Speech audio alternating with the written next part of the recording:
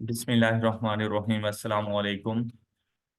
आज के लेक्चर में बेटा हम लोगों ने फाइनल अकाउंट में क्वेश्चन नंबर 2 की डिस्कशन करनी है। लेकिन उससे पहले आप लोग ऐसे समझे जैसे अब ये आपका आई कैप का एग्जाम है और वहां पर ना क्वेश्चन नंबर 41 क्वेश्चन नंबर 4 की सूरत में आ गया है और आप इसकी तरह प्रैक्टिस करें बिल्कुल एग्जाम इन्वायरमेंट के मुताबिक कि अगर ये क्वेश्चन आपको सॉल्व करना पड़ जाए तो विद इन 20 मिनट्स आप कितना सॉल्व कर सकते हैं। तो शाबा बेटा जल्दी से जरा इस क्वेश्चन को ट्राई करें। उसके बाद हम लोग question number 2 and question number 4 दोनों की हम लोग आज डिस्कशन कंप्लीट कर लेंगे। शाबाश जल्दी करें। चलिए बेटा अब हम लोग इसकी डिस्कशन करते हैं, लेकिन सबसे पहले हम लोग क्वेश्चन नंबर 2 को डिस्कस करेंगे और उसके बाद क्वेश्चन नंबर 4 को। क्वेश्चन नंबर 2 आप लोग पहले ही सॉल्व कर चुके थे। अब अगर इस क्वेश्चन में देखा जाए हमारे पास हम लोगों ने statement of trading and profit or loss count for the year ended 30th June 2015 and balance sheet as at 30th June 2015. And the question is Azam owns a retail outlet with the name Azam Auto Parts Store.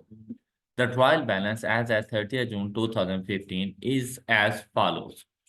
बेटा मैंने आपको कई मरतबा कहा कि जब भी final account का क्वेश्चन सॉल्व करने लगे सारे के सारी एडजस्टमेंट मुश्किल नहीं होती। कोई एक आध ऐसी एडजस्टमेंट होगी जो आपको क्वेश्चन कंप्लीट नहीं करने देगी, जिसकी वजह से आपकी बैलेंस शीट मुतासिर हो सकती है। तो आप लोगों का जो फोकस होना चाहिए ना वो पहले इजी एडजस्टमेंट्स के ऊपर जाए और जहां पर पोस्टिंग हो रही हो सिंपली आप लोग जाके पोस्टिंग करें और कोशिश करें कि ऑल्टरनेटिव वे के जरिए उस वैल्यू को फाइंड करें जो आपके लिए मुश्किल हो रही थी। अब इस क्वेश्चन में अगर देखा जाए एक एक हमें ट्रायल बैलेंस दे दिया गया शॉप इक्विपमेंट नेट, मतलब WTP की बात है। और फिर अगर आप लोग देखें मोटर व्हीकल्स नेट तो ये भी उसकी WTP की बात है एज एट 30th June 2015। अब अगर 30th June 2015 को नेट अमाउंट आ रही है तो इसका मतलब ये है कि वो डेप्रिसिएशन एक्सपेंस चार्ज कर चुका है, उसके बाद ही ये नेट अमाउंट आपके पास आई है।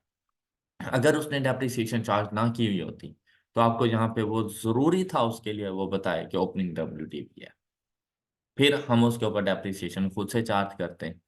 अब नेक्स्ट देखिए आपके पास 1 जुलाई 2014 का स्टॉक ओपनिंग स्टॉक इधर है तो यहाँ से पता चल जाता है कि पीरियोडिक इन्वेंट्री सिस्टम है, मुझे परचेजेस मिल जाएंगी, कॉस्ट ऑफ सेल्स मुझे फाइंड करनी पड़ेगी। Rent, bank, cash, bank loan मौजूद है हमारे पास, क्रेडिटर्स, एक्रूड एक्सपेंस, कैपिटल। ये जो एक्रूड एक्सपेंस होते हैं अगर किसी किस्म की कोई प्री पेमेंट्स एक्रूवल्स वगैरह आ जाए तो मतलब ये एडजस्टेड हैं हमारे पास। हाँ इसके अलावा अगर कुछ और होंगे तो हम इनमें प्लस माइनस कर देंगे। तो इनको as it is accrued expense liability के तौर पे लेके चले जाएंगे तो इनके अगेंस्ट हमारे एक्सपेंसेस भी एडजस्टेड है, इसके बारे में ज्यादा सोचने की जरूरत नहीं है। अगर किसी किस्म के एक्रूवल्स और प्री पेमेंट्स आपके एडजस्टमेंट्स का पार्ट हो तो वो आपने खुद एडजस्ट करने होते हैं, उनके अगेंस्ट आपके एक्सपेंसेस भी एडजस्ट होंगे और आपने अपने एसेट्स एंड लायबिलिटीज को भी जाके देखना होगा। Capital, sales, purchases, utility expense, vehicle expense, interest expense, renovation expenses, salaries, देखें डेप्रिसिएशन एक्सपेंस आ गया तो यही बात हमने पहले की थी कि वो डेप्रिसिएशन एक्सपेंस चार्ज कर चुका होगा। अब यहाँ पे नेक्स्ट है हमारे पास ऑपरेटिंग एक्सपेंसेस, एडिशनल इंफॉर्मेशन। तो अगर ओपनिंग इन्वेंट्री हमारे पास हमारी ट्रायल बैलेंस का पार्ट बन गई तो पहले ही एडजस्टमेंट मोस्टली क्लोजिंग इन्वेंट्री के बारे में होती है कि आपकी क्लोजिंग इन्वेंट्री ये है। तो उसने सिंपली आपसे कह दिया the closing inventory is this और इसके ऊपर अभी तक किसी किस्म की कोई उसने एडजस्टमेंट्स नहीं बताई। अब देखिए आपसे कहते हैं कि फिक्स एसेट के ऊपर जो हम डेप्रिसिएशन चार्ज कर रहे हैं वो 20% ऑन। अच्छा अगर अभी तक देखा जाए ना तो इस इंफॉर्मेशन का मेरे लिए कोई यूजेज नहीं है क्योंकि डेप्रिसिएशन एक्सपेंस वो खुद चार्ज कर चुका है और मेरे जो एसेट्स हैं वो मुझे नेट अमाउंट पर बता चुका है। तो अभी तक देखा जाए तो ये वैसे एक एक्स्ट्रा इंफॉर्मेशन है। नेक्स्ट देखें, कहते हैं shop equipment was purchase on 1 July 2014। मतलब हम लोगों ने at the start of the year एक शॉप इक्विपमेंट परचेज किया था for ₹1400। Now no depreciation has been charge on it. तो अब ये जो सेकंड इंफॉर्मेशन थी वो मेरे लिए यूजफुल हो गई है कि मेरा एक एसिड मौजूद है और उसके ऊपर हम लोगों ने डेप्रिसिएशन चार्ज नहीं की। इसका मतलब ये है कि हम लोग वैसे उसको शामिल कर चुके हैं अपने एसिड्स में, अपनी एसिड्स में डेबिट हो चुका है वो, लेकिन डेप्रिसिएशन नहीं चार्ज की गई। अब इसके ऊपर जाके हम लोग डेप्रिसिएशन चार्ज कर देंगे। नेक्स्ट देखो, रेनोवेशन एक्सपेंसेस। तो यहाँ ट्रायल बैलेंस में ये आपको नजर आ गए थे रेनोवेशन एक्सपेंसेस। कहते हैं renovation expenses represents cost of fixture purchase for the shop. अब ये हमारा एक नॉन करंट एसेट था, तो हम लोगों ने उसको रेनोवेशन एक्सपेंसेस के तौर पे रखा हुआ है। तो हम इससे अपना एक नॉन करंट एसेट्स बनाएंगे और साथ में फिर इसके ऊपर डेप्रिसिएशन भी चार्ज करेंगे। जब नॉन करंट एसिड बन जाएगा तो डेप्रिशिएट भी होगा। तो वो सेकंड में बताना है कि 20% के मुताबिक हम इसकी डेप्रिसिएशन चार्ज करेंगे। Rent is payable on yearly basis on 30 September. The expired rent till 30 September 2014 is included in। अब देखिए भाई, हम एनुअल रेंट पे कर रहे हैं, हर साल 30 सितंबर को रेंट पे करते हैं, तो अगले साल 30 सितंबर को एक्सपायर हो जाता है, फिर पूरे 12 मंथ्स का पे कर देते हैं। अब देखें, हमारा अकाउंटिंग ईयर एंड हो रहा है 30 जून 2015, तो हम लोगों ने 30 सितंबर 2014 को रेंट पे किया। ओके, और जो एक्सपायर्ड होगा हमारे पास 30 सितंबर 2015 तक जाकर, तो उसने कहा the expired rent rent is payable on early basis on 30 September. Expired rent till 30 September 2014 is included in operating expenses में 30 सितंबर 2014 तक का रेंट शामिल है, इसके बाद का रेंट शामिल नहीं है। और अगर यहां पर आप देखें तो रेंट, यहाँ पर उसने रेंट बताया नहीं था आपको। हाँ जी, ये रेंट हमारे पास आ गई। तो इस रेंट की तरह एडजस्टमेंट्स करनी पड़ेंगी हमें कि ये पूरे साल के लिए है। कहते हैं 30 सितंबर 2014 तक वो मेरे ऑपरेटिंग एक्सपेंसेस का पार्ट है, ये ड्यूरिंग द ईयर मैंने पे किया है। तो ये जो पे किया है वो 30 सितंबर 2015 तक पे किया है। तो जुलाई अगस्त सितंबर 3 मंथ्स के लिए मेरा प्रीपेड है। तो मैं इसको 2000 डिवाइडेड बाय 12 मल्टीप्लाइड बाय 3, तो ये 500 आएगा। 500 मेरा चला जाएगा प्रीपेड एक्सपेंस के तौर पर, और इसमें से 1500 रेंट एक्सपेंस मेरे ऑपरेटिंग एक्सपेंसेस का पार्ट बन जाएगा। क्या आपको ये बात समझ आ गई? नेक्स्ट, कहते हैं bank loan was received on 1 July 2014। मतलब at the start of the year हम लोगों ने बैंक लोन लिया। Interest payable for the month of June 2015 has been credited to the अगर आपको याद हो, इस किस्म की एक एडजस्टमेंट ना आपकी स्टडी टेक्स्ट के अंदर जो ऑब्जेक्टिव बेस्ड क्वेश्चन है ना उनमें भी मौजूद थी, कि आप लोग जो इंटरेस्ट की अमाउंट होती है लास्ट मंथ का, जो अपने लोन की अमाउंट को जाके चार्ज कर देते हैं। इट मीन्स दैट वो जो लोन अब मुझे नजर आ रहा है 5050 का, ये 5050 नहीं है, ये मैंने इसके ऊपर इंटरेस्ट भी अब शामिल कर दिया है, तो मुझे इसकी जाके एडजस्टमेंट करनी पड़ेगी। मैं फर्स्ट टाइम एडिशनल इंफॉर्मेशन को सिर्फ रीड करता हूँ ताकि आप लोगों की भी यही आदत बन जाए कि आपने सबसे पहले इसको सिर्फ रीड करना है, और रीड करते हुए बस सोचते रहना है मैंने क्या कुछ करना है, एज सच जाकर क्वेश्चन को सॉल्व करने ना लग जाना।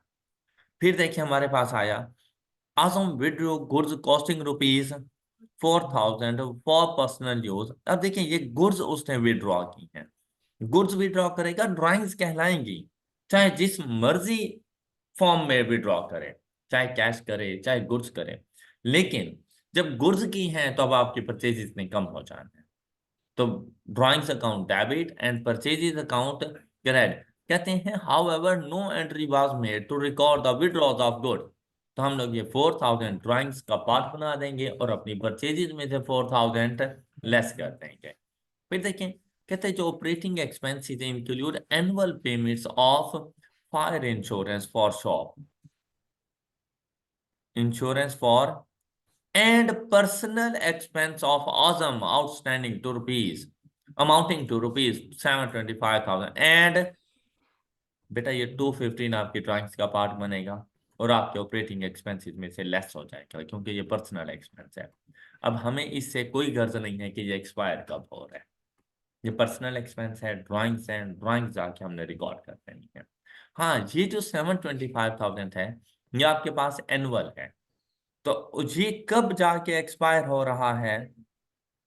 30 नवंबर। हम लोग जून में मौजूद हैं तो 5 मंथ्स का इसमें प्रीपेड मौजूद है।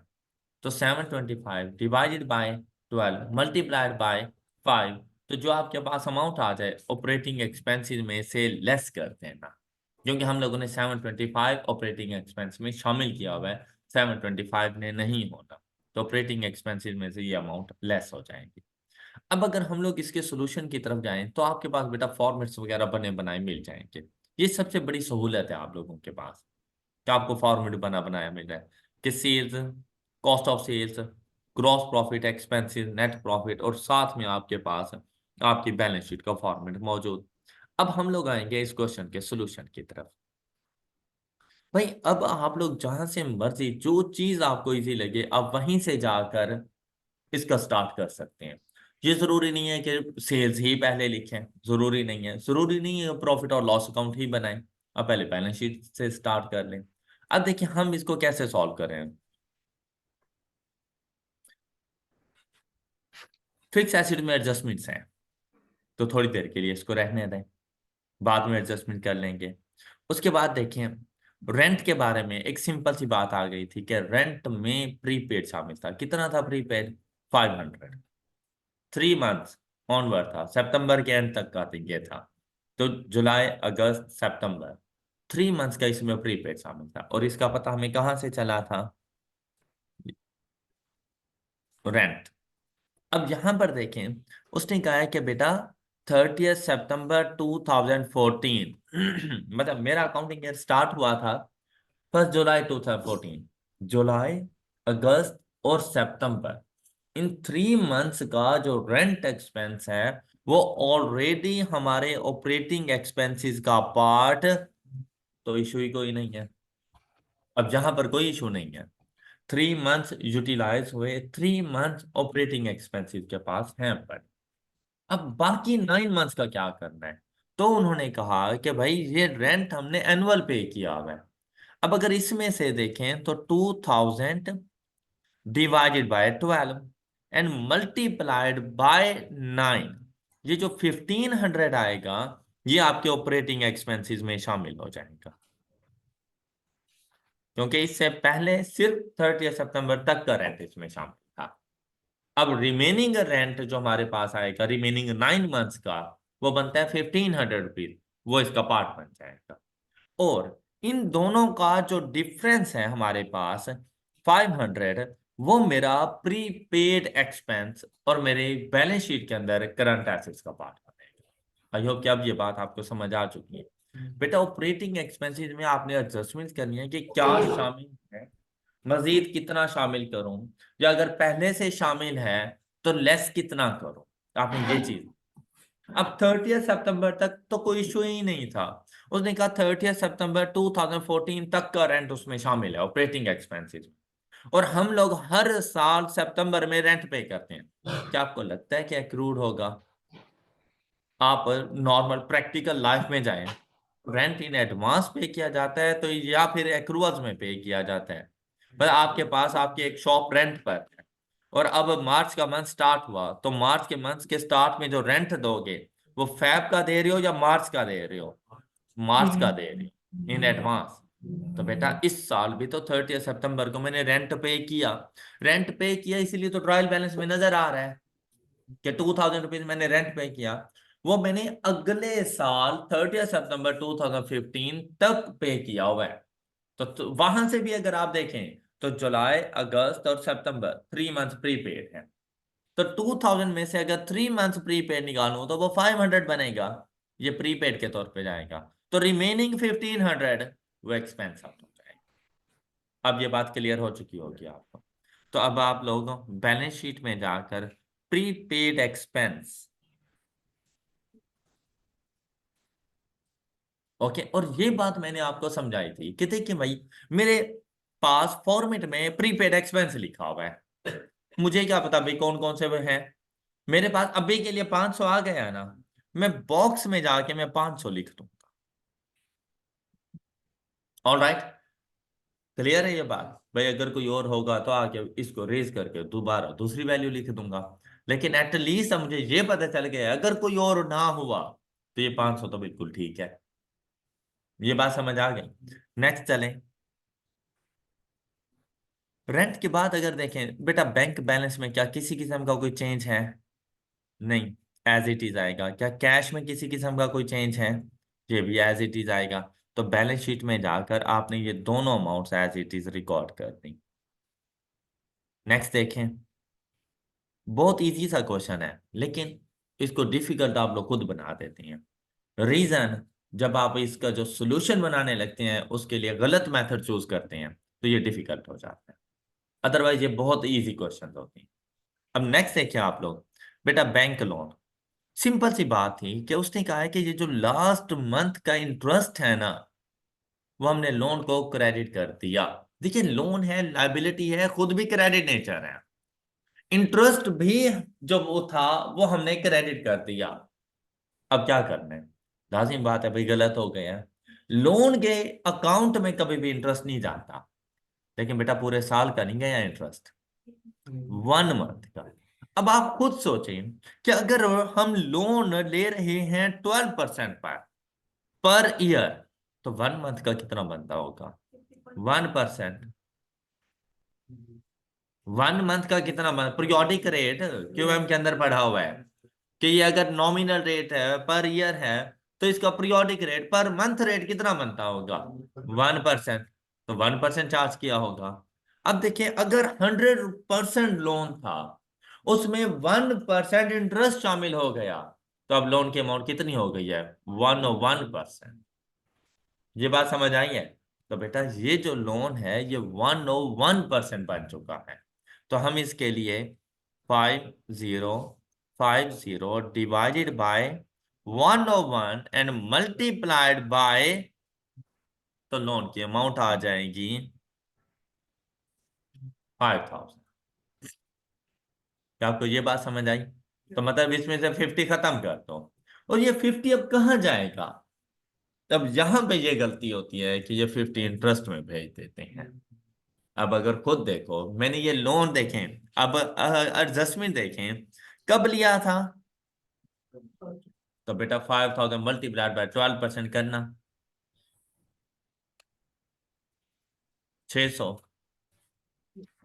तो यहां पर अगर आप गौर करें, इंटरेस्ट एक्सपेंस, बेटा ये तो बिल्कुल ठीक रिकॉर्ड है। इंटरेस्ट एक्सपेंस में उसने जाके लिखा, लेकिन उसने जाकर लोन के अकाउंट को क्रेडिट कर दिया। तो आप दोबारा लोन के अकाउंट को डेबिट करेंगे और क्रेडिट करेंगे इंटरेस्ट पेएबल। All right. अच्छा, अब मैं आपको इसकी प्रॉपर एंट्री बताता हूं कि जब हम लोग अब इसकी जरा बात गौर से पढ़ें।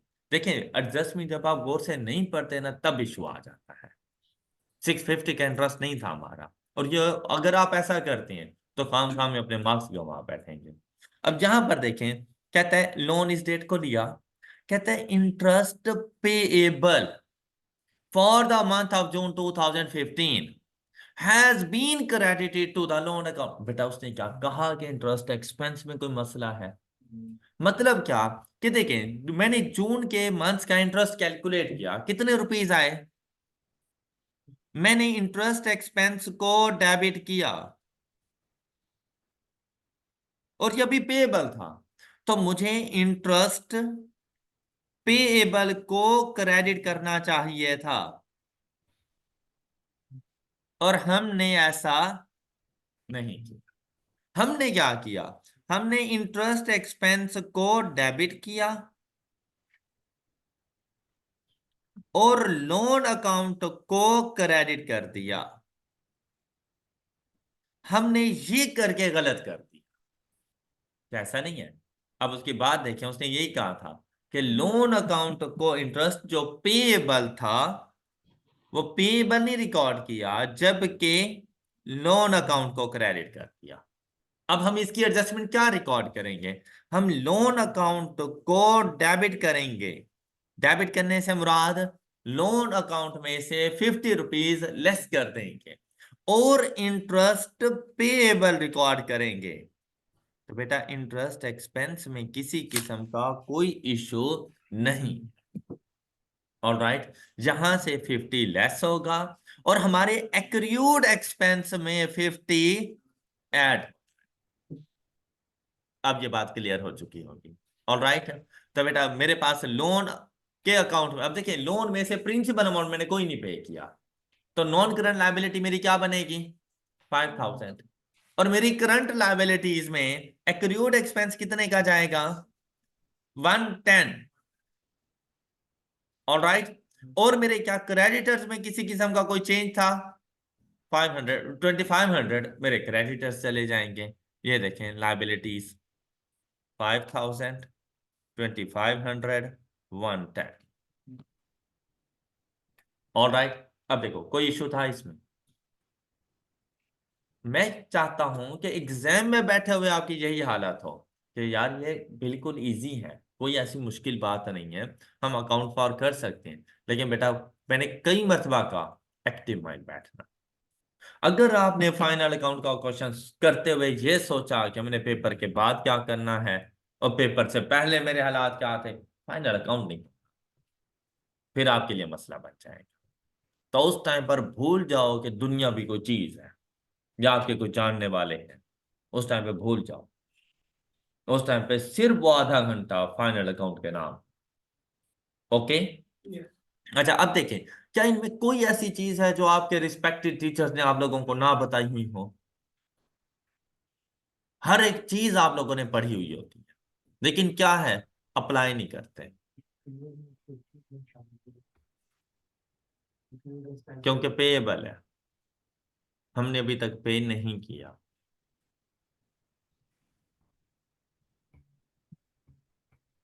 अच्छा जी, अब देखें हम लोग यहां तक पहुंच चुके। नेक्स्ट, कैपिटल में कोई चेंज?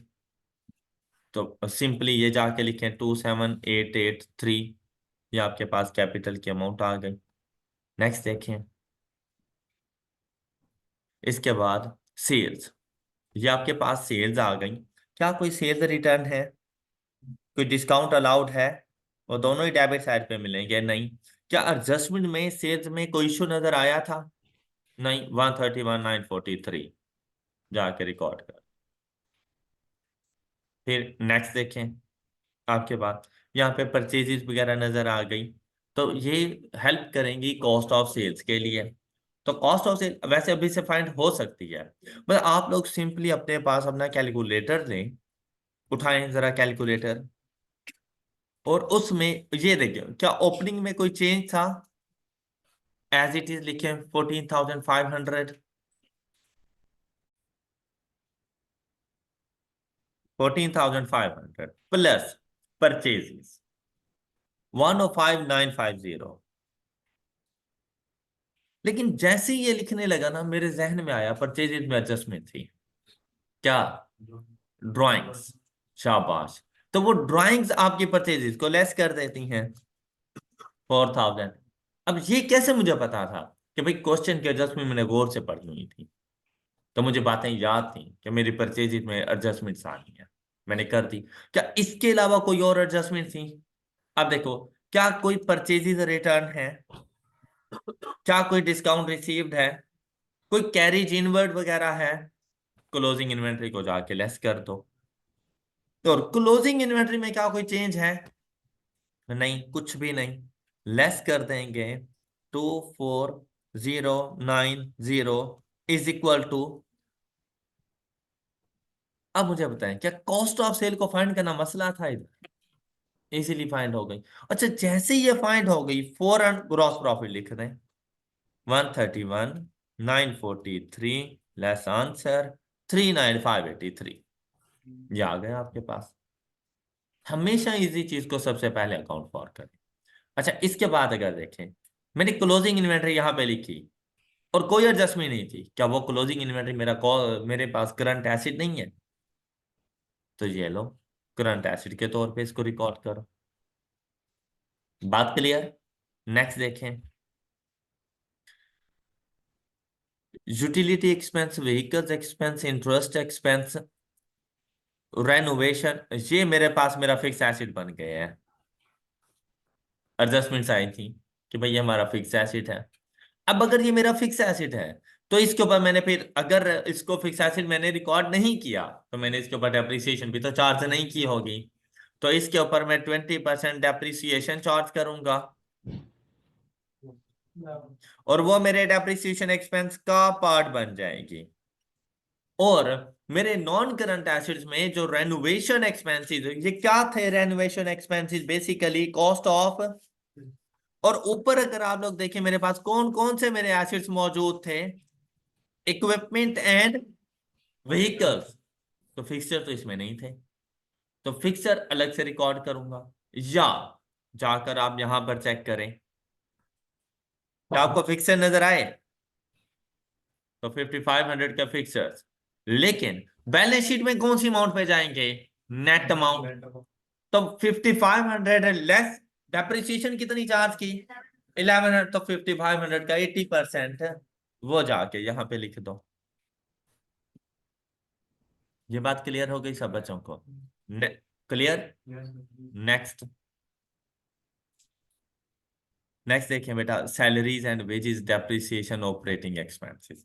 सारे एक्सपेंसेस को मैं छोड़ दिया करता हूँ और मैं इनके ऊपर किसी किस्म की कोई कैलकुलेशन नहीं करता। मुझे नहीं फर्क पड़ता कि प्रोविजन है नहीं है, बैड डेट कितने हैं, क्यों हैं, कैसे हैं। मैं सिर्फ रेलिवेंट इंफॉर्मेशन देखता हूँ। तो इनके ऊपर एज सच कोई एडजस्टमेंट करने की जरूरत नहीं थी। अब अगर आप लोग देखें तो मैं नॉन करंट एसेट्स को इजीली रिकॉर्ड कर सकता हूँ। इक्विपमेंट में एडजस्टमेंट्स है, ऐसे ही है ना कि एक इक्विपमेंट था जिसके ऊपर मैंने डेप्रिसिएशन नहीं चार्ज की हुई थी। बेटा डेप्रिसिए मैंने इक्विपमेंट रिकॉर्ड किया हुआ था, तो बेटा जब उसके ऊपर मैंने डेप्रिसिएशन नहीं चार्ज की हुई तो कितनी डेप्रिसिएशन बनती है उसकी? 280। तो बेटा वो 280 मेरी डेप्रिसिएशन एक्सपेंस का पार्ट बन जाएगा। हालांकि मुझे यहाँ पे लिखने की जरा भी जरूरत नहीं है, ऑटोमेटिकली आ जाएंगी और ये सारी एडजस्टमेंट ऑटोमेटिकली हो जाएंगे, पार्ट बन जाएंगे। लेकिन क्या इसकी वजह से मेरे इक्विपमेंट का बैलेंस 280 से कम नहीं होगा?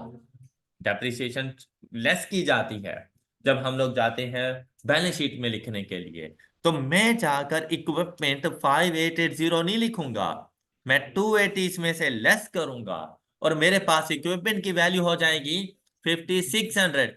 क्या व्हीकल में कोई चेंज? डेप्रिसिएशन वो खुद चार्ज कर, एज इट इज जाके लिखो। क्लियर? ये देखो 5600 एंड 38। अच्छा अब मुझे बताएं, क्या नॉन करंट ऐसे लिखना मुश्किल था? लेकिन अगर स्टार्ट ही इसी से करते ना फिर मुश्किल हो जाता, फिर आपके माइंड ने अगली चीजें भी नहीं लिखनी थी। अब पता है क्या है कि आपका माइंड उस स्टेज पे पहुंच चुका है जिसमें डर खत्म हो जाता है। क्यों? क्योंकि आप आधे से ज्यादा क्वेश्चन सॉल्व कर चुके थे और आप अपने आप को पास कर चुके थे। आपसे इजीली एडजस्टमेंट हो गई है कि यार यही कुछ तो इसमें रिकॉर्ड करना था। अगर आप स्टार्ट ही यहां से करते आपके लिए मसला बन जाता। ये वो पॉइंट है जो आपने वहां पे बैठे हुए ये सोचना है मैंने क्वेश्चन का स्टार्ट कहां से लेना है, आपका क्वेश्चन खत्म हो जाता है। अब अगर आपने यहां पे गौर से देखा, मेरे पास ट्रायल बैलेंस खत्म हो चुका है, एम आई राइट? तो जैसे ही ट्रायल बैलेंस खत्म हुआ आधे से ज्यादा वैसे एडजस्टमेंट भी कर चुका हूं। क्या आपको ऐसा नहीं लगता? ये देखें, ये एडजस्टमेंट कंप्लीट हो चुकी है। यहां पे देखें डेप्रिसिएशन, रिड्यूसिंग बैलेंस मेथड हो चुका है, ये हो चुका है, रेनोवेशन एक्सपेंस हो चुके हैं, बैंक लोन रिकॉर्ड कर चुका हूं, ये 4000 ये रिकॉर्ड कर चुका हूं। 8 एडजस्टमेंट्स में ये मेरी ड्राइंग्स थी। ओके, यहां से ये मेरी ड्राइंग्स थी, लेकिन मुझे ड्राइंग्स मेरे ट्रायल बैलेंस में कहीं नहीं नजर आई। तो मतलब इन दोनों के अलावा कोई ड्राइंग्स नहीं है। तो मेरी टोटल ड्राइंग्स कितनी हो गई? 4215। जाके ये रिकॉर्ड करें, ये देखें 4215। अच्छा उसके बाद देखें, ये जो मेरा एक्सपेंस था ये पूरे साल के लिए था, लेकिन कब एक्सपायर हो रहा है? 30 नवंबर। तो मेरा अकाउंटिंग ईयर एंड हो रहा है 30 जून, 30 जून से 30 नवंबर, 5 मंथ्स प्रीपेड। ऑलराइट, तो कितना आ रहा है? 302। बेटा ये मेरा प्रीपेड एक्सपेंस है। तो याद आया प्रीपेड तो एक और भी मैंने लिखा था। अब अगर सपोज इधर याद नहीं भी है, तो आप जैसे ही प्रीपेड लिखने के लिए करंट एसेट के पास जाएंगे, तो प्रीपेड एक्सपेंस में 500 पहले से नजर आ रहा है, 302 अब लेके आ रहे हैं, दोनों को मर्ज कर देना। तो इसको रेज करके और साथ लिख देना 802। एडजस्टमेंट हो गई। अब यहां पर अगर आप देखें ना, मैंने वैसे एक्सपेंसेस की एडजस्टमेंट नहीं करनी थी, तो मैं ऊपर ना जाके लिखता, लेकिन आप लोगों को बताने के लिए उसने कहा ऑपरेटिंग एक्सपेंसेस में 725 शामिल है। तो ऑपरेटिंग एक्सपेंसेस में से जाके उनसे कहूंगा कि भाई 725 नहीं शामिल करना, इसमें से 302 माइनस कर दो, बाकी शामिल कर दो। और ये ड्राइंग्स हैं, इनको भी शामिल ना कर। All right. अच्छा अब देखें, जैसे ही आप लोग यहां पर आए, नॉन करंट एसिड्स कंप्लीट, आपके करंट एसिड्स कंप्लीट, दोनों के टोटल कर लिया आपने, और जब टोटल ऑफ एसिड किया तो आपको ये मिल गया। सेम मेथड है यही। बेटा आप लोगों ने ना अभी तक इस मेथड को अडॉप्ट नहीं किया, यही वजह है कि आपसे क्वेश्चन नहीं सॉल्व होता, और आप लोग 20 मिनट के बाद भी जीरो पे बैठे होते हो। और ये बात मैंने आपको फर्स्ट डे से कही थी, अपनी आदत को बदल लो। फाइनल अकाउंट ऐसे इस बिहेवियर को बर्दाश्त नहीं करता, और इसका नुकसान फाइनल अकाउंट को नहीं होना, आपको होना है। तो आप देख लो, आप अपना नुकसान करने पर पड़े हो। आपको एक चीज 20 मरतबा आप समझाई जा चुकी है, लेकिन आपने अपने आप को नहीं बदला। तो बेटा फिर रविया सेशन का जो पर्पस है ना, इसकी डेथ हो जाती है। बल्कि आप अपने हाथों से जाके इसको दफना के आ जाते हैं, और फिर पेपर देने चले जाते हो। तो जिसने आपका साथ देना था उसको तो दफना के चले गए थे तुम। तुम्हारा साथ अब कौन देगा? तो फेलियर मुकद्दर बन जाता है। आप लोग अगर इन बातों पे अमल नहीं करते ना, आपके किसी भी टीचर का कोई नुकसान नहीं होता। ये पर्सनल आपका अपना नुकसान। और अगर अमल कर लेते हो, किसी टीचर का कोई बेनिफिट नहीं, ये आपका अपना बेनिफिट है। तो आप अभी तक इस मेथड पे ही नहीं आए कि आपने चीजों को इस तरह से एक्सट्रैक्ट करना है और जाके रिकॉर्ड करना है। आप अभी तक उसी रिवायती तरीकेकार के मुताबिक हो। आपको अभी तक ये टेंशन पड़ी रहती है, सेलिंग एंड डिस्ट्रीब्यूशन में क्या कौन से एक्सपेंस जाते हैं, एडमिन एक्सपेंसेस में कौन से एक्सपेंस जाते हैं, फाइनेंस कॉस्ट में कौन से एक्सपेंस जाते, अभी तक आप उस खाम खा के पॉइंट पे अटके हुए हो, जिसकी जीरो बर्थ है। आपको अभी तक उसी चीज की टेंशन पड़ी हुई है। अब यहां पे देखो, नॉन करंट यही टोटल आकर हम लोगों ने लिख दिया इधर, और यहां से रिवर्स कैलकुलेशन, मैंने इसमें से ये माइनस की, मैंने इसमें से अपनी ये करंट लायबिलिटीज का टोटल माइनस किया, तो मेरे पास बैलेंसिंग अमाउंट ये आ गई। ये मेरे कैपिटल का क्लोजिंग बैलेंस है। अब क्या किया कैपिटल के लिए, भाई वैसे आप इस तरह कर लें, 27,883 plus X less 4215 is equal to 39,652। अगर आपको ये नहीं पता कि इसने इधर आकर ऐड होना है और इसने इधर आके लेस होना है, अगर नहीं पता तो भाई आप इसको एक्स सपोज करो, इक्वेशन के तौर पे एक्स की वैल्यू फाइंड कर लो। तो पॉजिटिव मेरे पास ये आंसर आ गया, तो ये बन जाएगा मेरा प्रॉफिट। ये प्रॉफिट जाकर आप यहां पे लिख दो। एक ही चीज रहती थी, बैलेंसिंग अमाउंट है, और आपके पास है आपके एक्सपेंस की वैल्यू, और आपका क्वेश्चन कंप्लीट हो गया। और आप लोग अपने 20 मिनट सिर्फ एक्सपेंसेस को देते हो, जो कि बैलेंसिंग वैल्यू के तौर पर आनी है। आई होप कि आपको ये क्वेश्चन समझ आ चुका हो। एक एग्जाम्पल नंबर 2 में कोई इशू? अब हम लोग 1 और 3 ऑलरेडी सॉल्व कर चुके थे, 2 अब हो गई है। अब हमारे पास रहती है एग्जाम्पल नंबर 4, फाइनल अकाउंट की। ये लास्ट एग्जाम्पल है हमारे पास। और इससे इंशाल्लाह मजीद आप लोगों में परफेक्शन आ जानी है। अब हम इसको डिस्कस करते हैं। थोड़ी बहुत प्रैक्टिस अभी आप लोगों ने खुद की थी, मजीद अब हम इसको डिस्कस कर लेते हैं।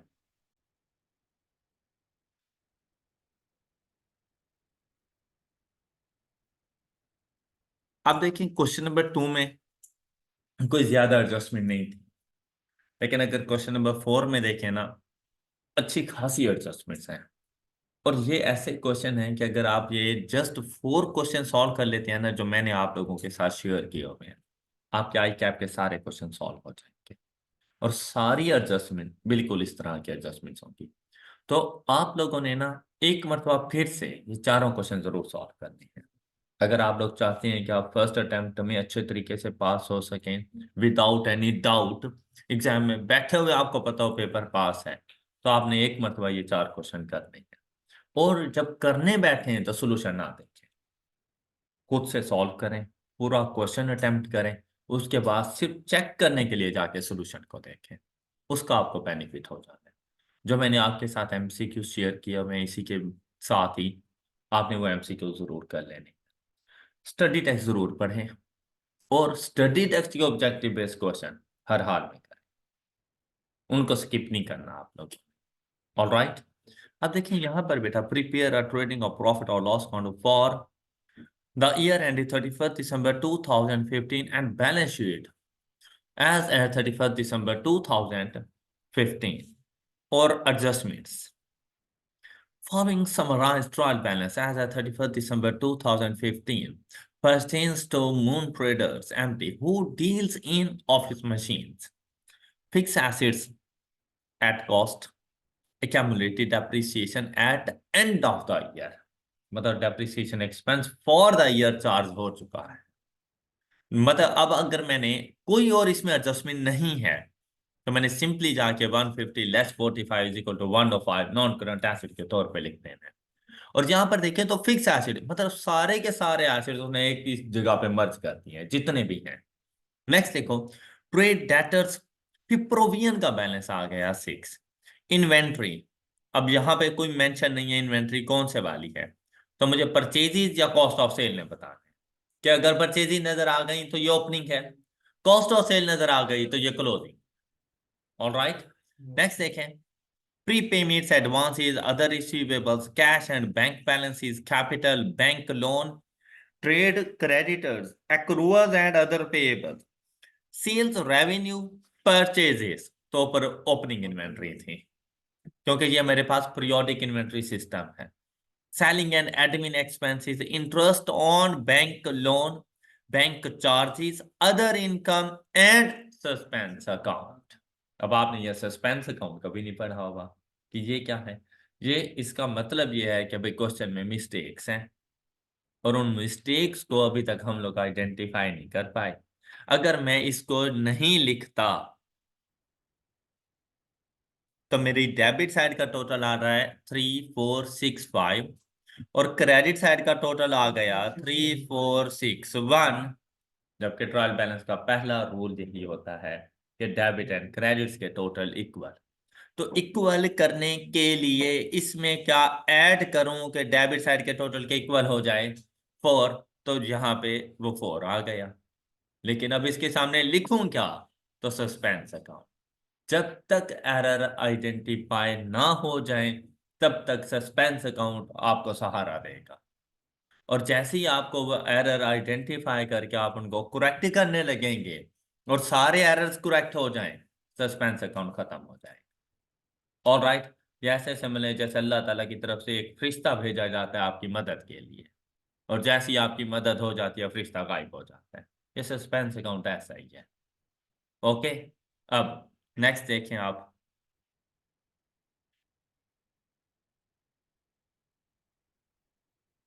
Additional information. सस्पेंस अकाउंट से रेलिवेंट बेटा FR1 में जाकर हम लोगों ने इन डिटेल्स पढ़ना है, करेक्शन ऑफ एरर्स के चैप्टर में। ये सस्पेंस अकाउंट कैसे क्रिएट होता है, फिर इसको खत्म कैसे किया जाता है, ये हम लोग वहां पे जाके इन डिटेल देखेंगे। पूरा एक चैप्टर मौजूद है, तो यहाँ पर इसकी ज्यादा डिस्कशन मुनासिब नहीं है। कहते हैं inventory is valued under the FIFO method, value of inventory as at 31st December 2015 amounting to rupees 530। लेकिन साथ में उसने कह दिया कि भाई 530 फुल एंड फाइनल नहीं है। अब क्या कहता है साथ में, कहता है कि भाई during stock take it was noted that. अब स्टॉक टेक को देखिए, पीरियोडिक इन्वेंटरी सिस्टम था, लाजमी बात है स्टॉक टेक करेंगे तो क्लोजिंग इन्वेंटरी की वैल्यू आएगी। और उसी टाइम पे हमने ये देखा कि भाई एक photo copy machine appearing in inventory is being used in since the cost of the machine is। बेटा कहना ये जा रहा है कि भाई एक फोटो कॉपी मशीन है जो कि हम लोग अपने पर्सनल यूज में लेकर आ गए, तो वो तो मेरा एसिड बन गया ना। एसिड बन गया है तो मुझे वो डेप्रिशिएट भी करना चाहिए। जबकि कहता है कि वो अभी तक मेरी इन्वेंट्री का पार्ट है। तो अब मैं क्या करूंगा, सबसे पहले फिक्स एसिड को डेबिट और इन्वेंट्री को, मतलब कि ये जो क्लोजिंग इन्वेंट्री है इसको लेस कर देंगे। तो आप लोगों ने जाकर अपनी इस इन्वेंट्री में से ये वाली अमाउंट लेस कर देंगे। ये बात समझ आ गई। और अपने फिक्स्ड एसिड की कॉस्ट में ऐड कर देना है 0.78। दोनों अमाउंट्स इन मिलियन है ना, ये बात समझ आ गई। तो फिर 0.78 डेप्रिशिएट भी होगा। अक्टूबर, नवंबर, दिसंबर, फॉर 3 मंथ इसने डेप्रिशिएट होना है। तो ये बात सिर्फ आपने याद रखनी है, क्योंकि अभी तक मुझे डेप्रिसिएशन के मेथड का पता नहीं चला। बात समझ आ गई। नेक्स्ट देखें, कहते हैं four computers were found to be, it was discovered that these computers costing rupees 0.32 million had been issued for use by the। अच्छा, अब बेटा ड्राइंग्स हैं, तो मतलब ये देखें, उसने कहा था during so it was noted that, तो ये फोर कंप्यूटर इसका पार्ट है और उसकी वैल्यू क्या है बेटा, इसमें से लेस हो जाएगी हमारी क्लोजिंग इन्वेंटरी की वैल्यू में से लेस हो जाएगी। ओके, बात क्लियर। अच्छा नेक्स्ट देखो, तो हम कहां पे चली जाना है इसने, क्या यहां पर हमें कहीं पे ड्राइंग्स नजर आई? नहीं, ट्रायल बैलेंस में कहीं पे ड्राइंग्स नहीं थी, तो ये ड्राइंग्स का पार्ट बन जाएंगी। फिर नेक्स्ट देखें, कहते हैं items costing rupees 4.5 million were return to supplier, means purchase is return, ऐसा ही है ना। फिर ऑन 31 दिसंबर 2000, तो क्या मेरे फिजिकल इन्वेंट्री काउंट का पार्ट बनेंगी? नहीं, जो है ही नहीं। The return was recorded in, तो भाई आप 31 दिसंबर को रिटर्न रिकॉर्ड करें। रिटर्न रिकॉर्ड करेंगे तो बेटा आपके पास ये परचेजेज रिटर्न के तौर पे चला जाएगा, आपकी इन्वेंट्री को डिक्रीज करेगा, और साथ में जो आपके क्रेडिटर्स का बैलेंस है वो भी कम हो जाएगा, क्योंकि आपने रिटर्न बिल्कुल भी रिकॉर्ड नहीं की। तो आपके क्रेडिटर्स का बैलेंस देखें, यहाँ पे आपके पास क्रेडिटर्स मौजूद थे, लेस हो जाएगा। कितनी रिटर्न थी? 4.5 मिलियन। परचेज रिटर्न के अगेंस्ट क्रेडिटर्स डिक्रीज हो जाते हैं। All right, next, items having invoice value of rupees sold on credit were returned by the customer on 31 December 2, भाई ड्यूरिंग द ईयर रिटर्न हो चुका है। इस रिटर्न के अगेंस्ट आपकी इन्वेंट्री ने इंक्रीज हो जाना है। ओके, और अगर और रिसीवेबल्स डिक्रीज हो जाते हैं। कहते हैं क्रेडिट नोट वाज इशूड, भाई मैं अब सप्लायर था तो क्रेडिट नोट मैंने इशू करना है। मैंने जो क्रेडिट नोट इशू किया वो 12 जनवरी को किया, और बेटा ये अब रिकॉर्ड आप अभी करो, आपके रिसीवेबल्स कम हो जाएंगे और आपकी इन्वेंट्री की वैल्यू ने इंक्रीज हो जाना है। लेकिन अब यहाँ पे देखें, ये सेल्स रिटर्न के तौर पर भी आएंगी। तो जो आपकी पहली एंट्री आपके पास ये जो बनेगी वो बनेगी आपकी सेल्स रिटर्न और आपके रिसीवेबल्स। ऑल राइट, तो यहां से देखें रिसीवेबल्स,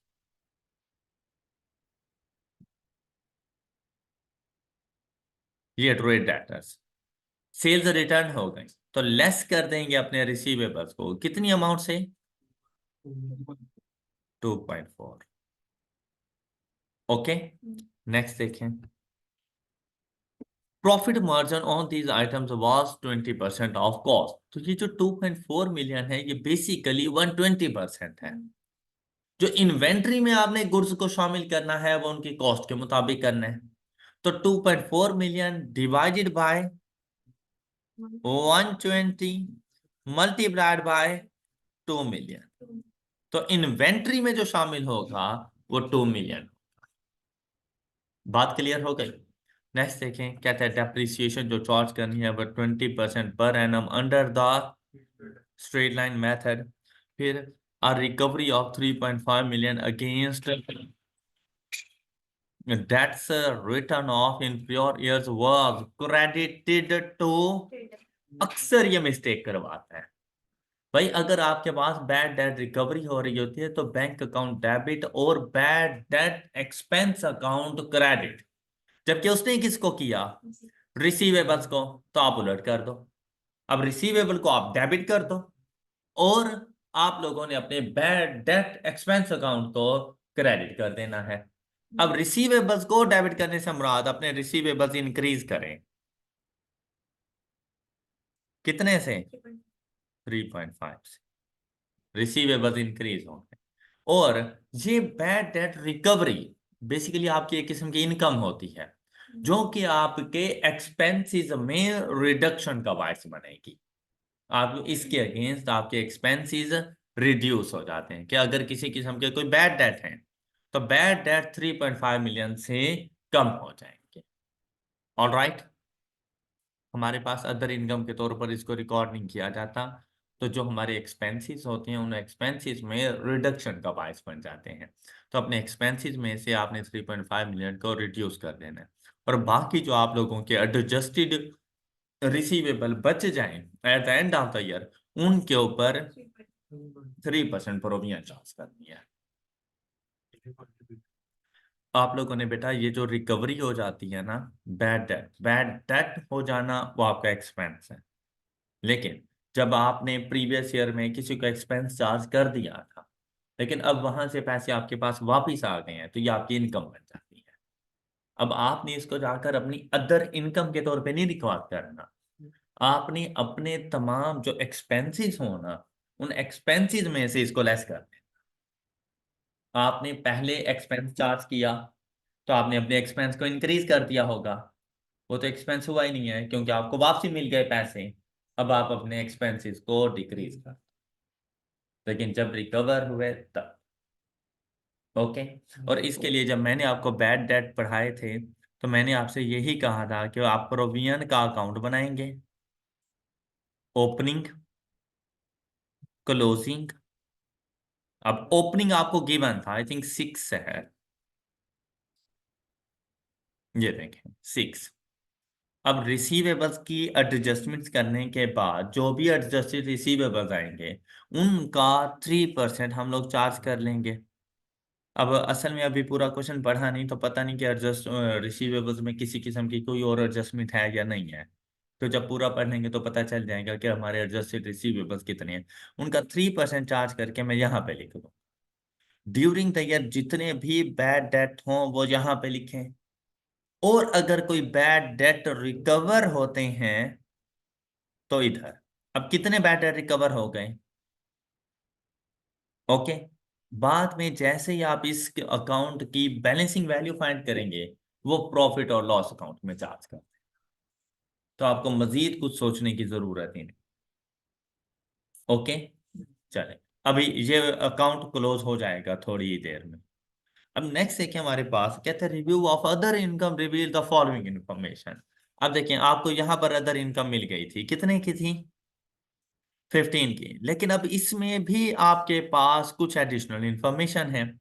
कहता है services for certain contract amounting to rupees 1.2 million were rendered in December 2015 but invoices there of were processed इन।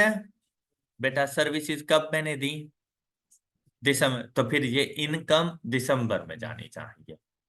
जबकि इनवॉइसेस जनवरी में बन रही हैं तो ये इनकम रिसीवेबल के तौर पर जाके उसी को एक्रूड इनकम कहा जाता है। रिसीवेबल के तौर पर रिकॉर्ड हो जाएगी, मेरा एसेट बन जाएगा, लेकिन मेरे इस साल की इनकम का पार्ट बनेगा। तो मैं 15 में जाके 1.2 मिलियन ऐड करूंगा। और देखिए आपको यहां पर आपके कोई pre payments, advances, other receivable, तो अदर रिसीवेबल्स में 1.2 मिलियन ऐड हो जाए कि मेरे रिसीवेबल है, इनकम रिसीवेबल के तौर पर। क्या आपको ये पॉइंट क्लियर हो गया सब बच्चों को? इनकम दिसंबर में दे चुका, सॉरी अर्न कर चुका, सर्विसेज दे चुका, लेकिन अभी तक रिसीव नहीं की और रिकॉर्ड भी नहीं की। क्यों? क्योंकि जनवरी में मैंने इनवॉइस बनानी थी, तो जनवरी में जा रही है। तो हमने कहा ये जनवरी की इनकम नहीं है, ये आपकी दिसंबर की इनकम है, इस साल को चार्ज करो। तो इसलिए अपनी इनकम में जाके ऐड कर दी वो इनकम, लेकिन अभी तक रिसीव नहीं की थी दिसंबर में, इसलिए रिसीवेबल का भी पार्ट। अब ये बात क्लियर? नेक्स्ट देखें। ऑन 1 अगस्त 2015, अब मेरा अकाउंटिंग ईयर एंड कब हो रहा है? 31 दिसंबर 2015। ड्यूरिंग द ईयर क्या हुआ? M T received an amount of rupees 1.8 million as 50% advance. मतलब ये मेरे कॉन्ट्रैक्ट की 100% अमाउंट नहीं है, मैंने 1.8 मिलियन रिसीव किया, और ये 1.8 मिलियन बेसिकली 50% है टोटल अमाउंट का। लेकिन है कितने अरसे के लिए? Against a maintenance contract covering the period from 1 September to, इतने अरसे के लिए ये टोटल इनकम है। मैंने इतने अरसे के लिए ये मेंटेनेंस सर्विसेज प्रोवाइड करनी है, तो उसके लिए मेरे पास टोटल इनकम आ रही है, लेकिन टोटल इनकम 1.8 मिलियन नहीं है, 3.6 है। 1.8 खुद 50% है, तो टोटल फिर कितना होगा? 3.6। 3.6 मिलियन कितने अरसे की इनकम है? 1 सितंबर से लेकर 31 में। तो देखो 1 सितंबर से 31 में, सितंबर खुद शामिल है, सितंबर, अक्टूबर, नवंबर, दिसंबर, और 31 में 5 मंथ्स वो हो जाएंगे, तो टोटल 9 मंथ्स है। तो 3.6 मिलियन डिवाइडेड बाय 9। तो अगर आप लोग देखें पर मंथ इनकम क्या बन रही है? क्या आपको ये बात समझ आ गई? ये बात क्लियर हुई? अच्छा अब आप ये देखें, ड्यूरिंग द ईयर मैंने कितने मंथ्स की सर्विसेज प्रोवाइड की? 4 मंथ्स। तो 4 मंथ्स की इनकम कितनी बनती है? 0.6 नहीं भाई, 1.6। जबकि मैंने रिसीव कितनी की हुई है? तो बेटा मेरी इनकम में 1.8 शामिल है, और जो ऊपर ट्रायल बैलेंस में इनकम लिखी हुई है ना, उसमें 1.8 शामिल है, जबकि मेरी इनकम अब तक बनती कितनी है? तो 0.2 मिलियन मैंने इनकम इन एडवांस रिसीव की हुई है, अनअर्न्ड इनकम। ऑलराइट, 1.8 मैंने रिकॉर्ड की हुई है, जबकि रिकॉर्ड करनी कितनी चाहिए? 1.6। डिफरेंस कितना है? तो 0.2 यहां से लेस करेंगे, और एक्रूवल्स वगैरह यहां पे कहीं एक्रूवल से एंड अदर पेबल्स इनका पार्ट बन जाएंगे। ऑलराइट, ये बात क्लियर हो गई? ये बहुत इंपॉर्टेंट पॉइंट्स है, और ये वो पॉइंट्स हैं जो आपके एमसीक्यूज में भी आएंगे। तो मैं यहाँ पे बैठे हुए सिर्फ आपको फाइनल अकाउंट कैसे सॉल्व होता है नहीं बता रहा, फाइनल अकाउंट के एमसीक्यूज कैसे सॉल्व होने हैं वो भी साथ में बता रहा हूँ। तो ऐसा हो सकता है आपके एमसीक्यूज में सिर्फ आपको बता दें other income is rupees 15 and other information are, और वो नीचे बता दें। फिर आपसे ये पूछ सकता है कि भाई स्टेटमेंट ऑफ फाइनेंशियल पोजीशन में क्या क्या इम्पैक्ट जाएगा, तो मैं उसको बता दूंगा कि भाई प्रीपेमेंट्स इनकम रिसीवेबल के तौर पे जाएगा 1.2 मिलियन, और इनकम इन एडवांस के तौर पे जाएंगे मेरे पास 0.2 मिलियन। और अगर आपसे पूछ ले कि प्रॉफिट और लॉस अकाउंट में क्या अमाउंट जाएगी, तो 15 plus 1.2 less 0.2 is equal to 16। 16 बन गया ना ये? यस। तो मेरी अदर इनकम 16 मिलियन है। ओके, हमेशा याद रखना बैड डेट को other income, bad debt recovered को अदर इनकम का पार्ट नहीं बनना। उनको रिडक्शन इन एक्सपेंसेस के तौर पर रिकॉर्ड किया जाता है। क्लियर? क्लियर? Yes, sir.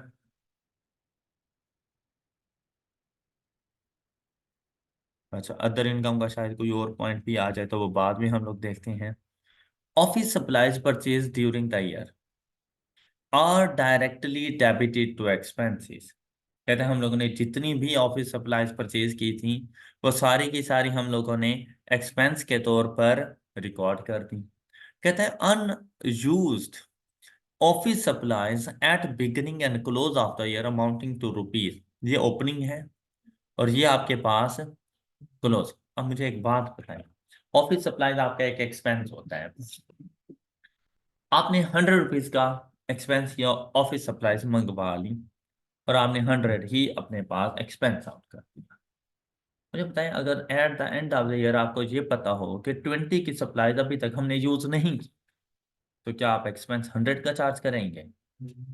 कितने का? तो बस यहाँ पे यही हुआ है कि हमने जितनी की भी परचेजेस की थी ना वो सारी की सारी हमने जाके एक्सपेंस आउट कर दी, जबकि उसमें से 0.6 मिलियन आपके पास अभी अनयूज्ड में पड़ी हुई। अच्छा, अब अगर मैं आपसे एक बात कहूँ, दोबारा से सुने। आपके पास 10 मिलियन की सप्लाईज पहले से बनी थी, ओपनिंग थी। 100 मिलियन की सप्लाईज आपके पास न्यू परचेजेज आ गई, और अभी के लिए जरा सपोज करें कि आपके पास क्लोजिंग कुछ भी नहीं है और आपने 100 मिलियन ही एक्सपेंस आउट कर दिया। क्या आपने ठीक किया? क्या 110 होना चाहिए? मुझे ये बात समझ आई कि आपको ऐड करना चाहिए था ओपनिंग और लेस करना चाहिए था क्लोजिंग। परचेजेस में ऐड करना चाहिए था ओपनिंग, लेस करना चाहिए था, तो आपको आपके एक्सपेंस की वैल्यू का पता चल जाता। ये बात समझ आ गई है? बेटा परचेजेस जो भी हों वो तो शामिल हो चुकी है ना। मैं अगर ऐड करूं 0.45, लेस करूं 0.6, दोनों का डिफरेंस कितना आ रहा है? माइनस। तो आपको ऐसा नहीं लग रहा जैसे मैंने एक्सपेंसेस को ओवर स्टेट कर दिया 0.15 से? हेलो? नहीं?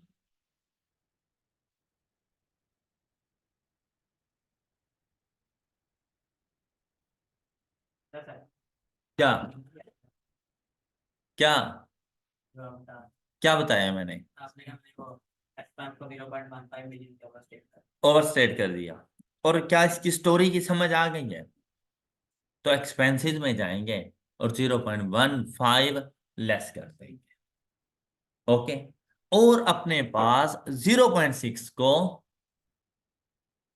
करंट एसिड के तौर पर रिकॉर्ड करेंगे, क्योंकि ये ऑफिस सप्लाईज अनयूज्ड मेरे पास पड़ी हुई। तो जब तक यूज नहीं करता तब तक तो मेरा एसिड है ना, इसको जाके अपने एसिड के तौर पर रिकॉर्ड करेंगे। ये बिल्कुल ऐसा ही है। चलें मैं आपको यहाँ पे समझाऊं। ऑफिस सप्लाईज, बेटा ये मेरे पास अनयूज्ड ओपनिंग रखी हुई थी। क्या मुझे बता सकते हैं मेरा एसिड है या लाइबिलिटी है? अनयूज्ड ऑफिस सप्लाईज मेरे पास ओपनिंग में मौजूद थी, एसिड है या लाइबिलिटी? एसिड है, तो कौन सी साइड पे लिखूं? ये आ गया। अब मैंने परचेजेस की 10 की, ये क्या मैंने यहाँ पे सही रिकॉर्ड की? एसिड ओपनिंग साइड परचेजेस, और मेरे पास क्लोजिंग आ गया 0.6। क्या आपको ये बात भी सही समझ आ गई? तो मुझे बताओ प्रॉफिट और लॉस अकाउंट को क्या चार्ज करूं? जल्दी बताओ जी।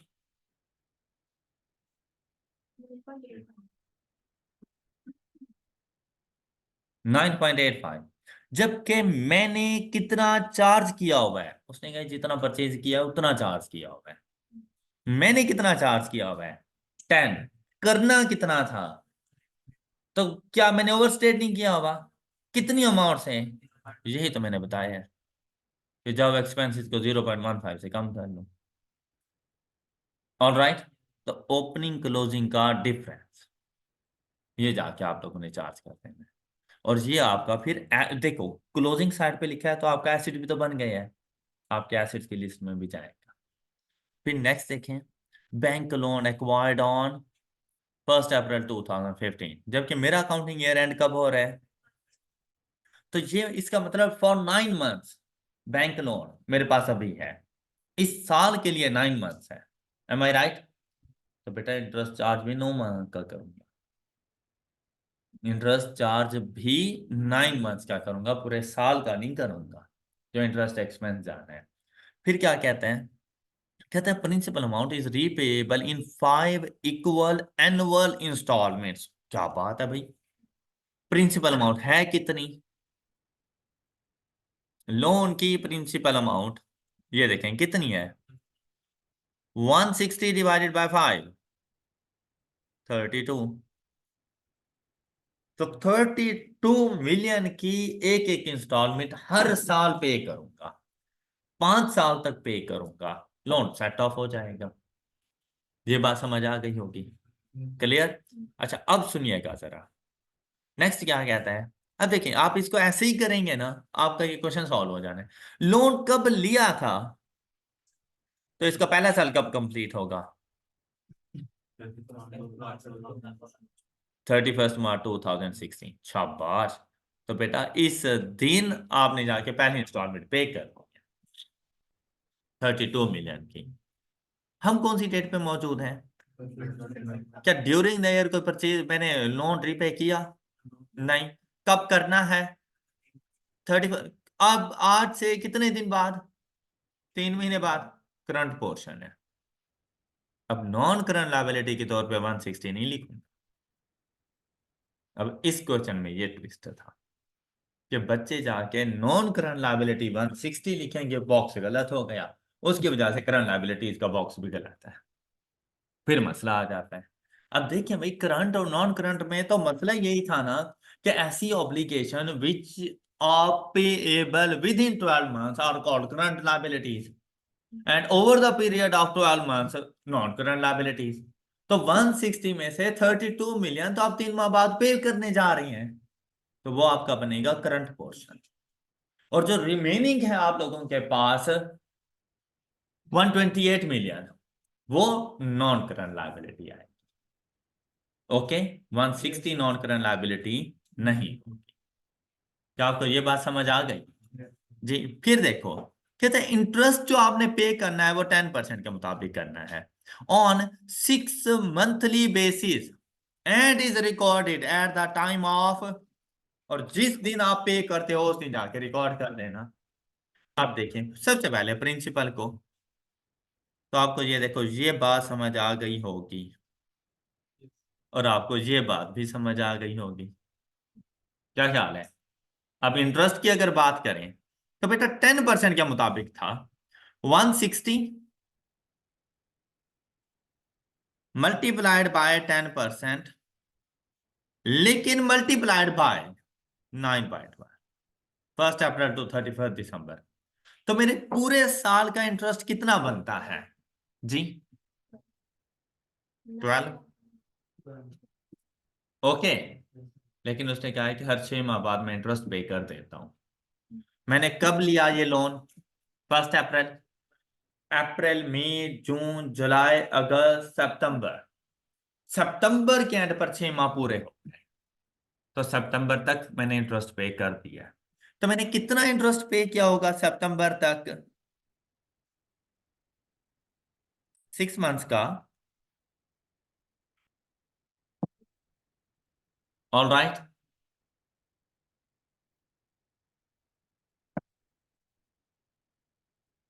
Interest on bank loan.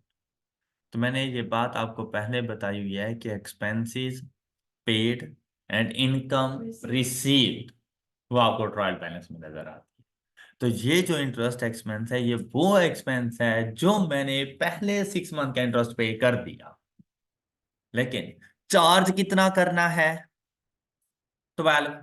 तो अगर मैंने सितंबर तक पे कर दिया तो अक्टूबर नवंबर दिसंबर अभी तक मैंने पे करना है, और वो मेरे इंटरेस्ट का पार्ट भी बनेगा। तो 3 मंथ्स का इंटरेस्ट कितना आ जाएगा, इंटरेस्ट का पार्ट बनेगा, और साथ में ये मेरे पास मेरा इंटरेस्ट पेएबल 4 मिलियन। तो इंटरेस्ट पेएबल्स कहाँ पे हैं आपके पास, इधर प्लस, अब ये बात समझ आ गई होगी आप लोगों को। क्लियर? नेक्स्ट। अब देखिए ये बात, अब एक मरतबा सुन लेने के बाद अब देखिए फोर्थ क्वेश्चन है, लेकिन हर क्वेश्चन में कुछ नया सीखने को मिलता है। तो आप ये ना देखें कि ये 8 या 10 एडजस्टमेंट्स हैं। अगर आप इन 4 क्वेश्चंस की एडजस्टमेंट्स को इकट्ठा करें तो आपके पास कोई 30+ एडजस्टमेंट्स बन जाती हैं। और अगर आप इन एडजस्टमेंट्स को अच्छे से कर लें, बिलीव मी, सिर्फ फाइनल अकाउंट नहीं, आपकी अकाउंटिंग हो जाती है और आप पास कर जाएंगे। क्योंकि इन्हीं एडजस्टमेंट्स में आपके एक्रूअल्स, प्री पेमेंट्स, अब बेसिकली ये फाइनल अकाउंट तो नहीं था, ये तो एक्रूअल्स एंड प्री पेमेंट्स था। इन्हीं में आपके डेप्रिसिएशन, इन्हीं में आपकी इन्वेंट्री, इन्हीं में ही आपके बैड एंड डाउटफुल डेट्स, सारे चैप्टर शामिल हैं। और यही आपके एमसीक्यूज के तौर पर आ जाते हैं। तो क्या आपको कोई इशू होने वाला है? अच्छा बेटा याद रखिएगा, 2-4 क्वेश्चन आपकी किस्मत नहीं बदल, मतलब कुछ ऐसे फजूल से थ्योरेटिकल थर्ड क्लास क्वेश्चंस आ जाते हैं, नहीं आ रहे, go to help, move to next. Okay, हमेशा ऐसे। तो आप लोग each and every question solve करने के लिए पैदा नहीं हुए, आपने पेपर को जाके पास करना है।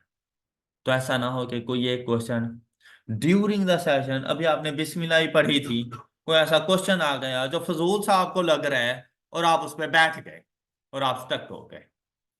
भाई इससे पहले कि वो आपको अपनी गिरफ्त में लेकर आए, आपने उसको स्किप करके 2 और क्वेश्चन सॉल्व कर दें। ओके।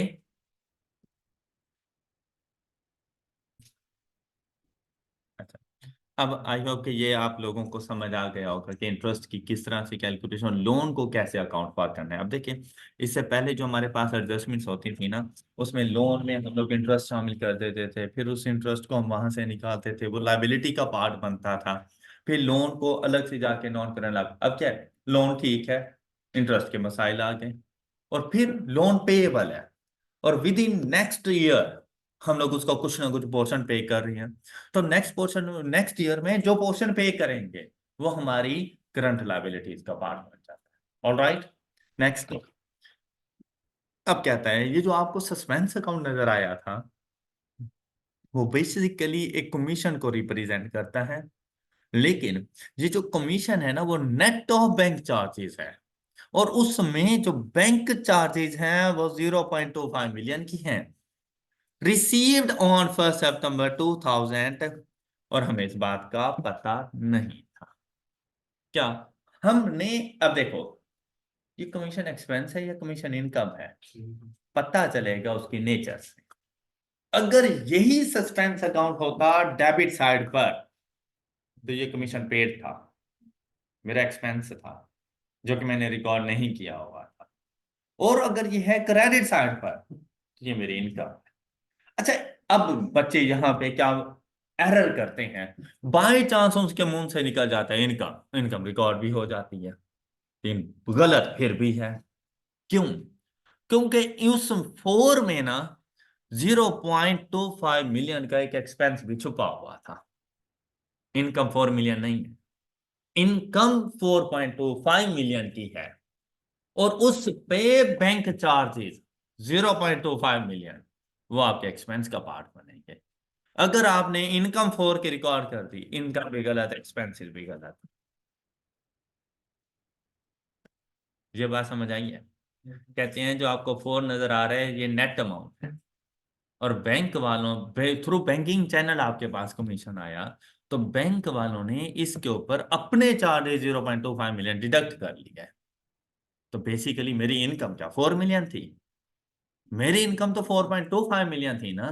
तो मैं अपनी अदर इनकम में जाकर, अदर इनकम यहां पे कहीं नजर आई थी, हाँ, ऐड करूंगा 4 तो देखो ये अमाउंट कितनी बन जाती है,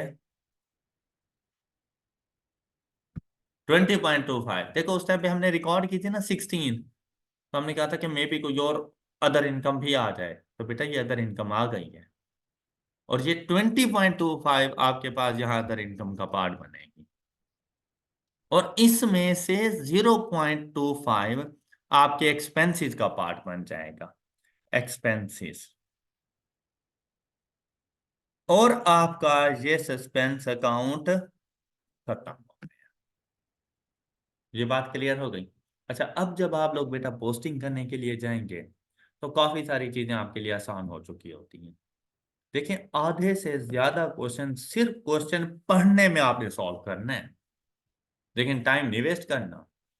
टाइम पे नजर होनी चाहिए कि भाई पोस्टिंग के लिए भी आपके पास 15 मिनट कम अज कम 15 मिनट से इस बात के लिए हो कि मैंने जाके पोस्टिंग करनी है। अब देखें यहां पर, भाई अगर मैं यहाँ पे, वैसे तो कुछ भी स्टार्ट कर दें बिजी हो जाना है हमारे लिए, लेकिन अगर सेल्स को चलें जाके देखें, सेल्स रेवेन्यू, क्या इसमें किसी किस्म के एडजस्टमेंट की जरूरत है? नहीं है जरूरत। 2840 में क्या किसी किस्म की कोई एडजस्टमेंट की जरूरत नहीं है सेल्स में? सेल्स रिटर्न है 2.4 मिलियन की। देखा, भूल गए थे ना? तो यही बात होती है कि आपने ये चीज याद रखनी है कि भाई मेरे पास है adjustment. Sales return trial balance में नहीं थी हमारे पास, लेकिन एडजस्टमेंट्स में तो थी ना। तो आपने क्या करना है, 2840 less 2.4 million, the total revenue is, जरा देख लो, 2837.6। 2840 less 2.4, sales less sales return. ये बात क्लियर हो गई। अच्छा, नेक्स्ट देखें। अदर इनकम की आपको समझ आ गई, हमने जाके रिकॉर्ड कर दिया। अब कॉस्ट ऑफ सेल ने टाइम लेना है। क्यों? क्योंकि क्लोजिंग इन्वेंट्री के अंदर एडजस्टमेंट्स हैं, तो अभी के लिए इसको स्किप कर लेते हैं। अच्छा, नॉन करंट एसेट्स को अगर हम लोग अब जाके देखें ना, इजीली सॉल्व हो सकते हैं। क्यों? क्योंकि यहां पर देखें, फिक्स एसेट्स एट कॉस्ट और accumulated depreciation at the end of the year, तो उसने अपनी तरफ से एडजस्टमेंट की हुई है। लेकिन 0.78 मिलियन का आपका एक एसेट था जो कि आप लोगों ने रिकॉर्ड नहीं किया हुआ था, आपने रिकॉर्ड कर दिया। अब जब रिकॉर्डिंग किया था तो इसके ऊपर डेप्रिसिएशन भी चार्ज नहीं की हुई, तो आप जाएंगे इसके ऊपर डेप्रिसिएशन चार्ज करेंगे 0.78 million, multiplied by 20% and multiplied by 3/12।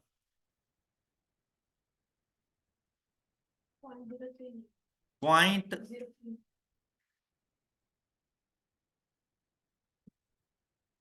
ये आपके एक्यूमुलेटेड डेप्रिसिएशन का पार्ट और साथ में आपके एक्सपेंसेस का पार्ट भी बन जाएगा।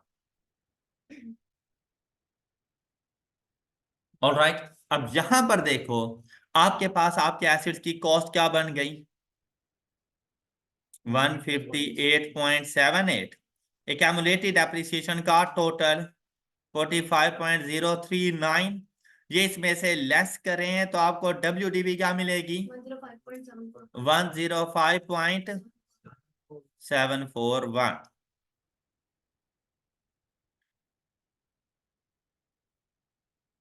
कोई इशू हो गया सॉल्व?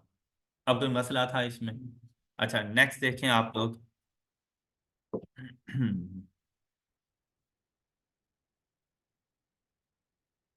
फिक्स एसिड ये दोनों हो गए। Accumulated trade debtors, trade debtors में देखें 200 लेस 2.4 प्लस 3.5, 201.1। अच्छा, इसके ऊपर क्या कोई और एडजस्टमेंट आनी थी? ये कौन कौन सी हम लोगों ने रिकॉर्ड की थी ट्रेड डेटर्स की? 2.4 ये सेल्स रिटर्न वाला था, एंड 3.5 ये बैड डेट रिकवरी। क्या इसके अलावा कोई और रिसीवेबल नहीं था? ठीक है। अब आपने क्या वैल्यू मुझे बताया? ये बेटा क्लोजिंग है 201 पॉइंट, इनका 3%।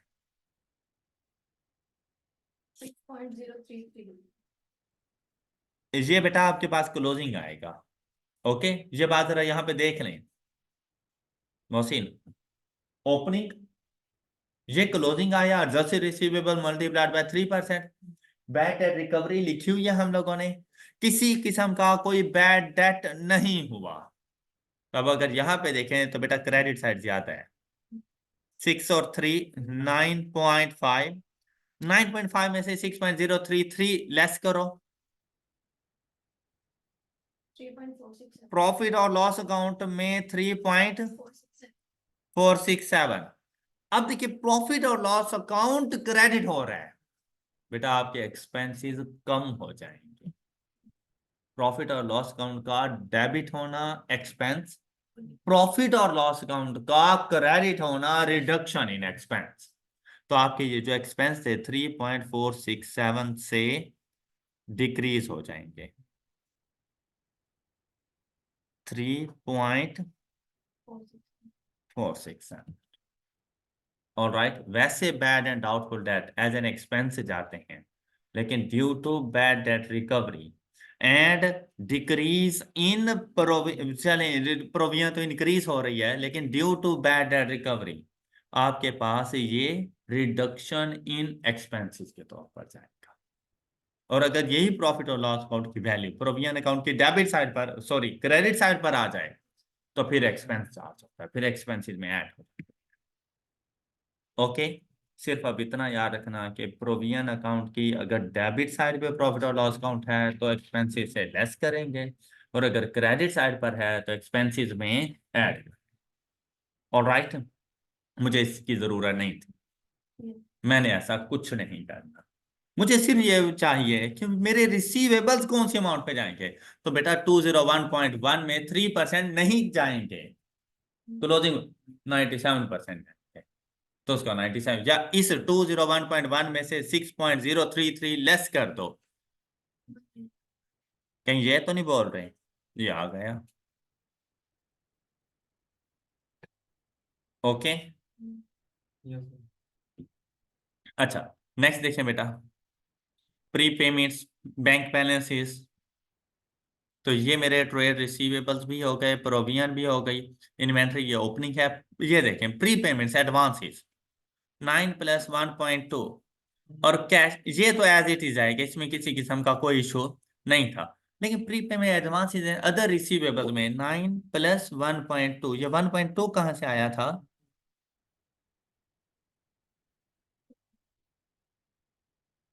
अच्छा जी, यहाँ पे देखें इसमें से नहीं, गुड्स नहीं, क्रेडिट नोट इशूड ये उसमें से चला गया, डेप्रिसिएशन अदर इनकम में से आया था, इनकम रिसीवेबल ये 1.2, जी हाँ ये यहाँ से आ गया।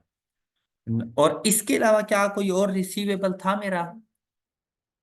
ऑफिस सप्लाईज, परचेजेस ये आ गया, बैंक लोन, सस्पेंस अकाउंट, ठीक है। नहीं एक और है, ये 5 तो इस तरह से आ गया ना, तो ये 0.15 की एडजस्टमेंट्स। जी हाँ, अनयूज्ड ऑफिस सप्लाईज,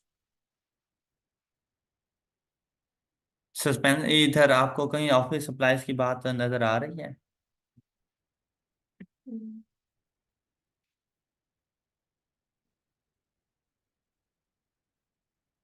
हाँ, अनयूज्ड ऑफिस सप्लाईज के लिए अलग से उसने कोई हेड नहीं बनाया होगा ना, मतलब हमारे स्टॉक का वो नहीं है। अनयूज्ड ऑफिस सप्लाईज को उसने अलग से भी नहीं रखा होगा। तो यहाँ पर देखो, उसने जो डिफरेंस था ना, उसको जाके हमारे पास रिकॉर्ड कर दिया 0.15।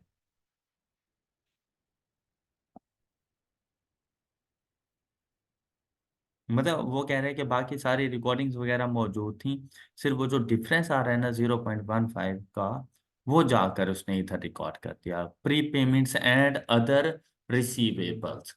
तो ये हमारे पास आ जाएंगे, ये जो हम लोगों ने एक्सेस अमाउंट जाके चार्ज करनी थी, उसका डिफरेंस यहाँ पे लेकर आ गया।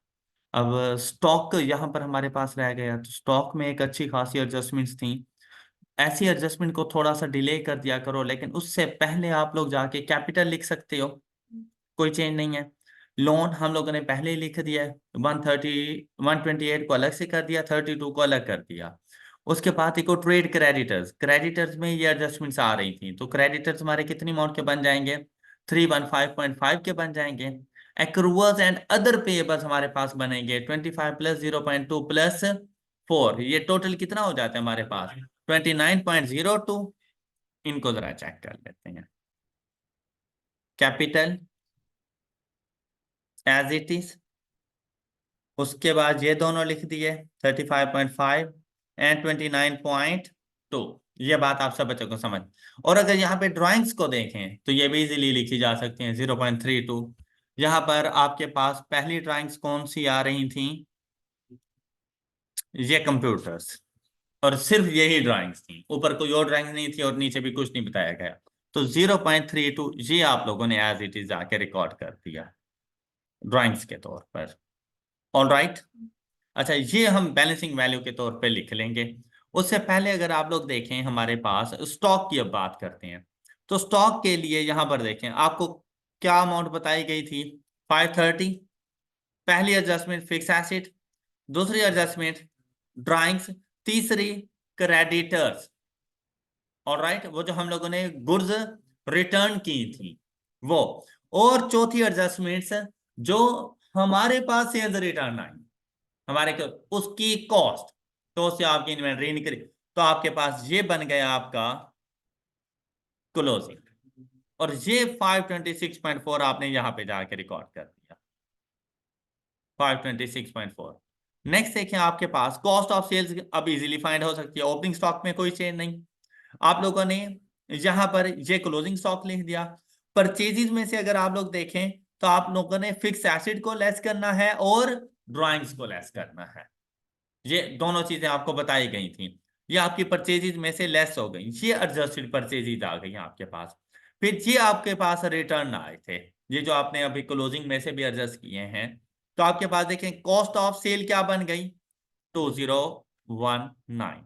ये जाके आपने रिकॉर्ड कर दी, यहां से ये वाली अमाउंट आपके पास आ सकती है। और बाकी बैलेंसिंग वैल्यू के तौर पर आपने इसको फाइंड कर लिया, और यहीं से आप लोगों ने अपने एक्सपेंसेस को देखा। ऑलराइट बेटा, ये फिक्स एसिड, ये फाइनल अकाउंट से रेलिवेंट जितने भी क्वेश्चन थे हमारे सॉल्व हो चुके हैं। और आप लोगों ने अब नेक्स्ट लेक्चर के लिए अपने पास inventory, cost of good manufactured, वो छोटा सा एक टॉपिक है आपके पास बस, और साथ में BRS। इंशाल्लाह नेक्स्ट लेक्चर में हम इन तीनों को कवर कर लेंगे। और नेक्स्ट लेक्चर इंशाल्लाह हमारा लास्ट लेक्चर होगा। That's all for today. अपना बहुत सा ख्याल रखिए। अल्लाह हाफिज।